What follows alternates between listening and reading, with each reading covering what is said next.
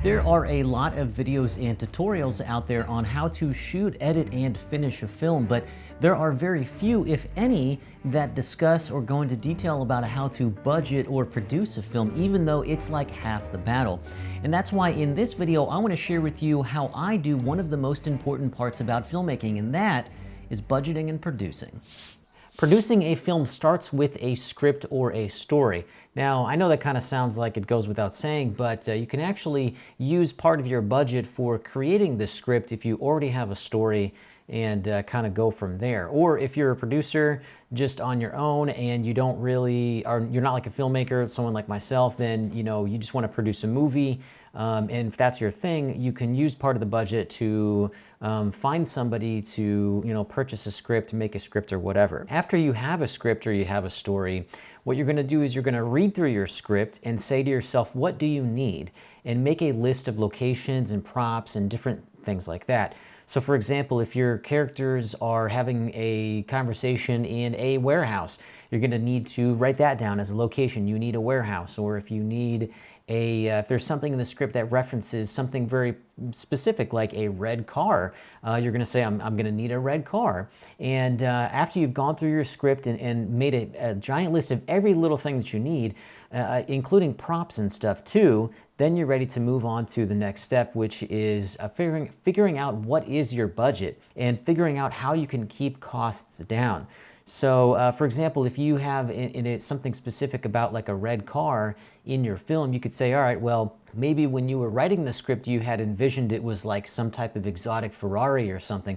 But maybe if it's not that important, you can get a red car of a different kind to keep the cost down that way. Or if you are shooting in a warehouse and you had this kind of vision of doing something in this big giant ice cooler situation, maybe you could do a large garage, or you could find something local that is cheaper. And those little steps to keep the budget down, they go a long way. And there's two different types of budgets, really, the way that I see it. There's an arbitrary budget, which is something that is self-funded. So for example, I, as a filmmaker, I decide how much money I want to spend on making a movie. So what I'll do is I'll go and save up a bunch of money for, several months, and then say, okay, I'm going to make a short film. I have an idea for one, and I'm only going to spend up to $3,000 or something like that. Oftentimes, you're going to end up spending a little bit more in places you didn't foresee. So your budget might be like $4,000, but you might be aiming for something like $3,000. And a lot of times, if you're a filmmaker and you're writing a script, a lot of the choices that you will make in your script will reflect the budget. So, kind of like earlier I was talking about, maybe you need a warehouse, or maybe you need a red car. Maybe you don't write those things in the script, or maybe you change it in the script before you even start shooting. You say, okay, well, it's not really a warehouse. I can get away with a garage, or I can get away with, like a backyard or an alleyway, perhaps. And you would really boil it down to, what's best for you and what's best for your production.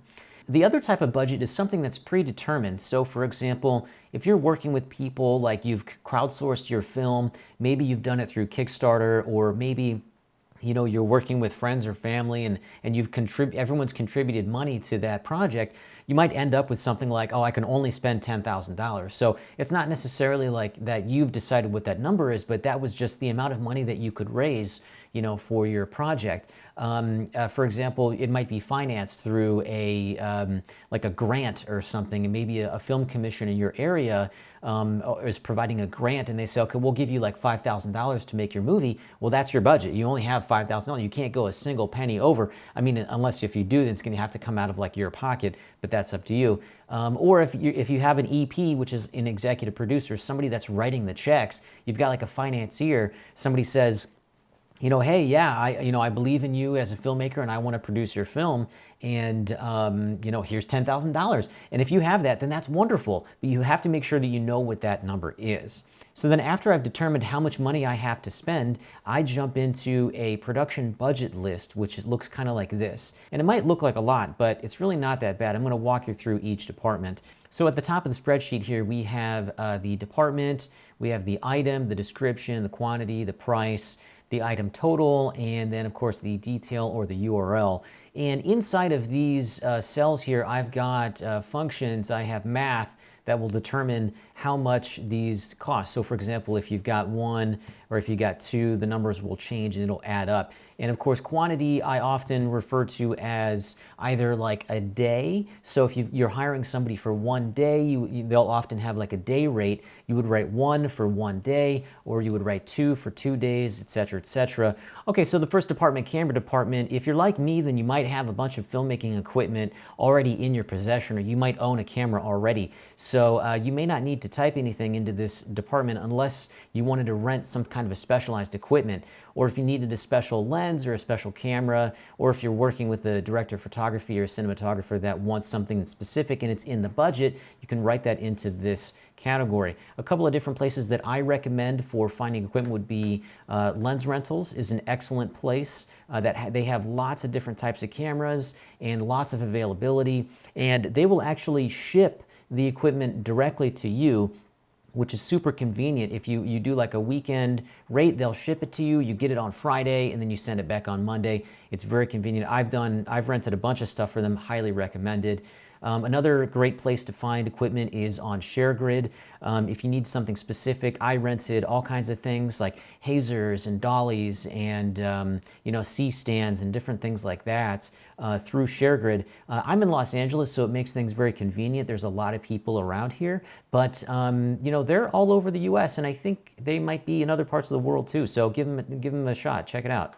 Okay, the next department I like to break down is the audio department. And if you're going to be renting equipment from a local place or you're going to be hiring somebody, that's where you would put your information on who you're hiring. For example, I would have a friend and maybe he would charge like a daily rate of $350. So you would write 1 for there, like you're going to hire him for 1 day. Or if maybe it's 2 days and they're going to bring all of their equipment, perhaps they'll charge extra for their equipment, maybe not. And if you need certain stuff like lav mics or mixers and things like that, you would write it in here. You can find a lot of cool audio equipment on ShareGrid as well. As far as hiring people for your audio or your camera departments, I would recommend checking out a website like Mandy.com. I've used them before, and you can post a job for free, which is really awesome. Or even check out staffmeup.com, which is really great. Same exact situation, lots of creative professionals, and I've hired people through both of these sites, and it's been great. The next category, the location, is one of the more important categories for your film, because this is going to make a big difference in the way that your movie looks. If you're going to shoot something like in your own apartment at home or in your own garage, that's fantastic. If you light it and make it look really great, then that'll take you like a really long way. But if you need something specific, you need a very specific look, you're probably going to have to rent a location. On the left side here, I've just written the shooting date and the location of what it is and what scenes that it works for in the description section, and then how much that it cost and how many days that we're going to be shooting there. So for example, for Super Soprano Brothers, which I did last year, we were in this garage location just for 1 day. And then for that same short film, I also used a house location, which we ended up using for 1 day as well. And collectively, you'll get your total here. For finding a really cool location, I would recommend checking Peerspace. They've got a really great listing. It's a lot of people that have cool locations and they want to share things, share their spaces with you. You can rent them out for a lot of times for an hourly rate, like a studio or a loft. Definitely worth checking out. And I a lot of times will go into Peerspace and look for warehouses and things like that, and that might inspire a portion of the script. If I see something I really like and I say, oh, this could be like a really cool idea for a for location, I might actually write that into the script because I know that it's available. Another great website is Gigster. Gigster is very similar to Peerspace, and there's lots of super cool places, homes, industrial things, film shoot locations, crazy, psych screens and different things that you might need for a film shoot. Sometimes you might get something that's like super expensive, like here's one that's $570 an hour. And then, here's another one that's $45 an hour. So you can find something for your budget and make it fit for your film just by checking out things that are around you.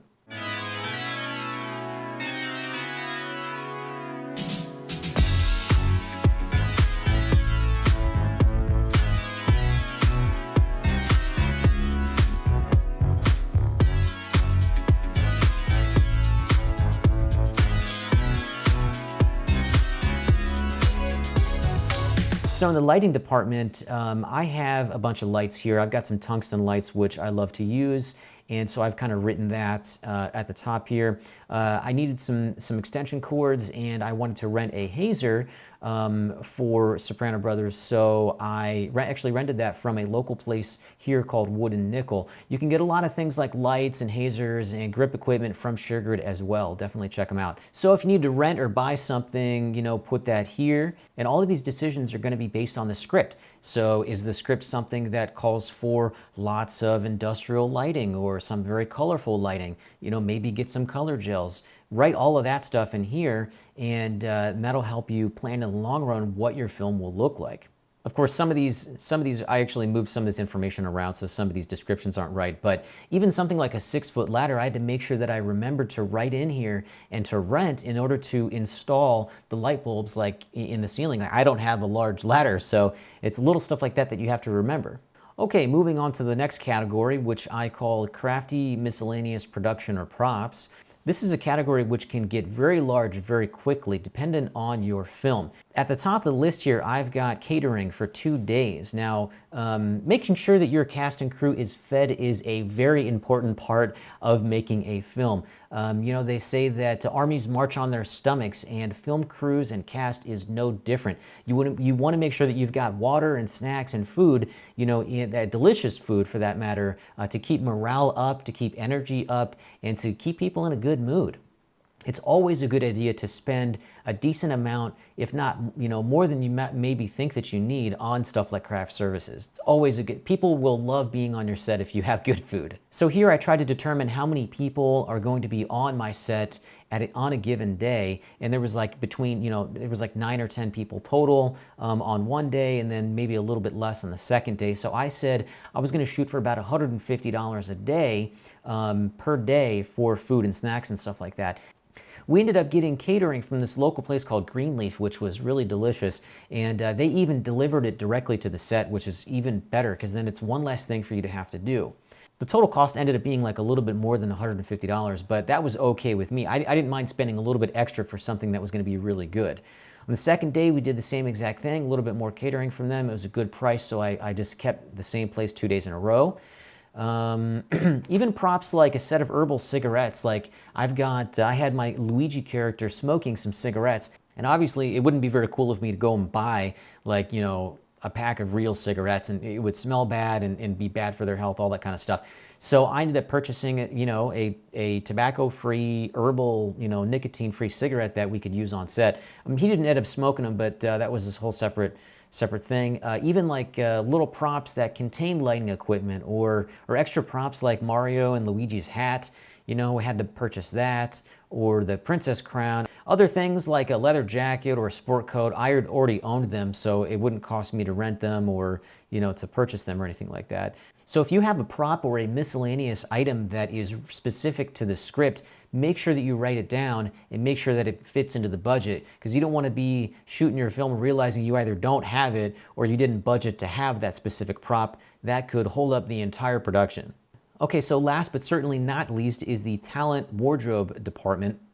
Now, depending on who's working with you and depending on the actors that you have contributing to your film, these numbers might be a lot different. You know, if you've got just a bunch of friends that is helping you out with your film, you might not be paying anybody for any of their acting services, and that is certainly a possibility. If you just get a bunch of friends together and you know actors that are good, that you want to put in your movie, you know, maybe they'll volunteer their time, and that's great. If you want to run a, if you're trying to run a union production, for example, Super Soprano Brothers was a new media, you know, ultra low budget SAG production. The minimum union day rate per actor is $125. Now, you can, in certain circumstances, in certain situations, like for us, we were allowed to do a deferred payment. And what deferred payment means is that you don't pay them anything up front, but if the movie makes money, then you subsequently owe your actors $125 per day, and then you end up having to pay the Screen Actors Guild and stuff like that too. In a situation like this, the Super Soprano Brothers is never going to make money. It was just a fun short film to do for YouTube and for everybody to be involved in. And we had a great time being together and making this movie, but it's not going to make any money, and that's okay. So the information in this category is temporary, but in reality, you know, I didn't pay any of my actors because they were all wonderful. They donated their time, and they're friends of mine, and we enjoyed collaborating together, and we made a great movie. So that is my spreadsheet for how to break down a budget on a film or a production that I'm working on. As you can see, there's a grand total down here which has a function that will, you know, add up each department and then create a total for me. So then after you've gone through each department and written everything that you've wanted, if this grand total figure is higher than what your budget is supposed to be, then you have to go back and figure out where you can trim, you know, some expenses and figure out where you can get away with reducing the budget. However, if that grand total is within your budget, you're ready to make a movie. Budgeting and producing a film is exactly the same no matter what size your movie is. All you end up doing is working with larger numbers. And as you can see, all it takes is some proper planning, some creative decision making, and then you can make a great film no matter what your budget is. Follow me on Instagram for more cool filmmaking stuff. Thanks so much for watching, and until next time, light 'em if you got 'em.